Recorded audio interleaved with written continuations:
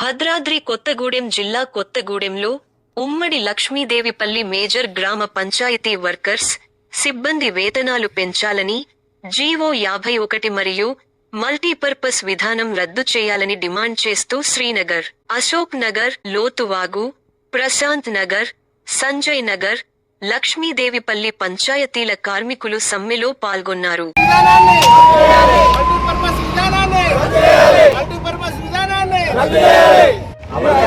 కనీస వేతనం మల్టీపర్పస్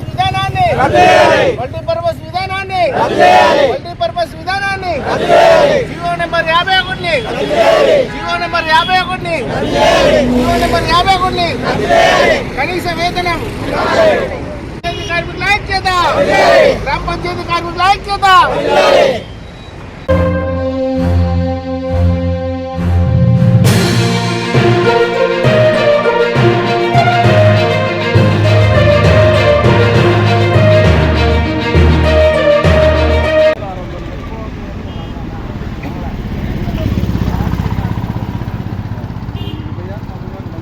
తెలంగాణ రాష్ట్రం రాకముందు పంచాయతీ కార్మికులు, పారిశుద్ధ కార్మికులు అనేక ఇబ్బందులు పడేవారు.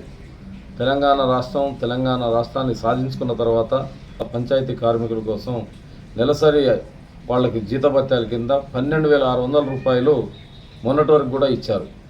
మరి ఇవాళ అవే 12,600 పారిశుద్ధ కార్మికులకు సరిపోవట్లేదు అనేటువంటి పరిస్థితి ఉంటే తెలంగాణ రాష్ట్రంలో మేము కార్మికులకు, కర్షకులకు, రైతులకు అందరికి కూడా అందుబాటులో ఉండి వాళ్ళకి సకల సౌకర్యాలు కల్పిస్తామని అనేక హామీలు ఇచ్చి వాగ్దానాలు చేసినటువంటి 12,600 రూపాయలు పారిశుద్ధ కార్మికులకు ఇస్తూ ఉంటే కాంగ్రెస్ ప్రభుత్వం వచ్చిన తర్వాత 9,500 రూపాయలు వాళ్ళకి ఇవ్వమని జీవో 51ని పాస్ చేసేసి అధికారులు అవన్నీ కూడా అందించేశారు.